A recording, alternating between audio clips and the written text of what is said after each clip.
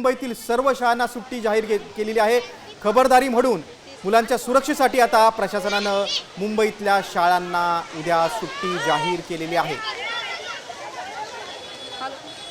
मंगळवार 19 ऑगस्ट रोजी मुंबईतल्या सर्व शाळा बंद राहतील असं प्रशासनानं जाहीर केलेलं आहे।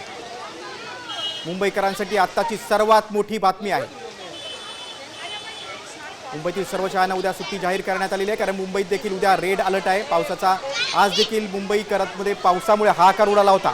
खबरदारीचा उपाय म्हणून सर्व शाळांना आता उद्या सुट्टी जाहीर केलेली आहे। मुंबईकरांसाठी आत्ताची सर्वात मोठी बातमी आहे। पालकांनी हे लक्षात ठेवावं, उद्या शाळा बंद असणार आहे।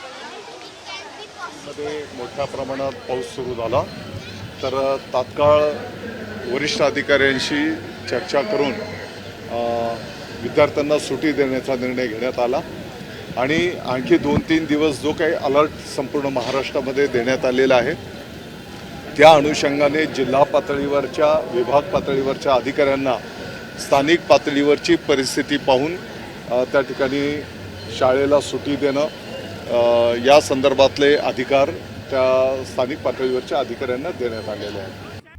आता isakal.com आहे देशातील नंबर 1 ची मराठी न्यूज वेबसाईट।